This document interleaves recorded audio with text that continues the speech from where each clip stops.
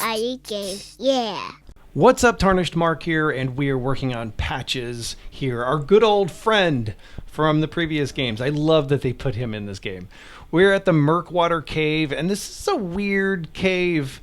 This whole situation is really strange, but essentially with him, we're going to turn him into a vendor. I'm going to show you how to do that. So I'm playing a Vanguard, and I have removed the halberd so that I have a faster roll. I'm using a sword. It's a long sword, +3, so if I'm doing more damage, that's why. But halfway through this fight, we're going to forgive and forget, and I'm going to show you why. We're going to turn him into a merchant, and he sells a couple of really important items that might help with Margit, the really, really powerful boss that you're going to face maybe in the near future.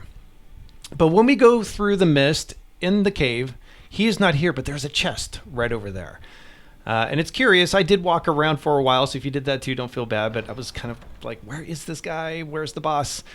But when you open up the chest, Patches is up there, and he'll start commenting about taking other people's stuff. And he's going to hop down, and we're going to have a little boss fight with him. And he's kind of tricky. I thought he was going to be fairly simple. And turns out he's tricky. He has this kick that he does that'll break your defense. So when he brings his foot up like that, roll back. Don't do what I do. Don't just stand there and get sucked into this massive hit that he does. I mean, look how much damage he did. There's a lot of damage. So you kind of have to be careful. He's not too tough. He's kind of like one of the shielded guards up near the ruins. Maybe a little tougher. And he does do more damage, but he's tricky, but really all you need to do is pick at him, roll, and if you can, by the way, that mist lingers for a while, so you kind of stay out of it. If you can, you might be able to work behind him and get a backstab, but really he doesn't even have that strong of armor, so we're just kind of picking at him.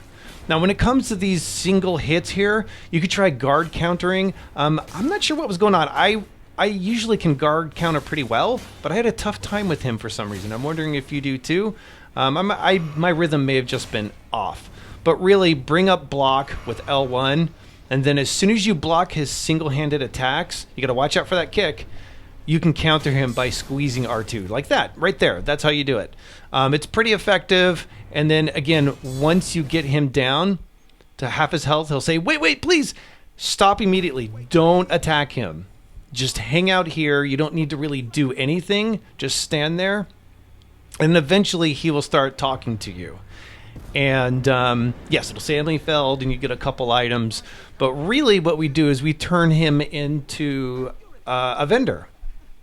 And he has 2 or 3 items that are really worth mentioning. They're expensive. They're like 5,000 runes a piece, but they definitely could help you. So he'll go and he'll talk to you about it was just a mistake. But what's important is he's going to prompt here to forgive and forget, and definitely select that option. And then once you do that, he's going to say, okay, cool. Exhaust all the dialogue with him until he starts repeating himself. And then once he does that, we're going to leave. We'll go to the entrance and then go ahead and make a quick stop by the site of grace and rest there. And then we're going to go all the way back to him, and now we can use him as one of our vendors. So when you talk to him,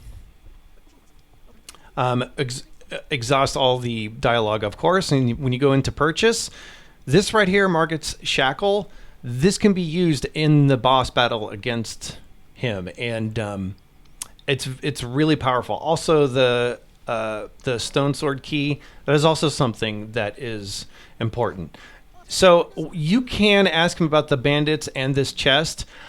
As I'm recording this, I actually don't really know what this has to do with it. There's probably something else out there online.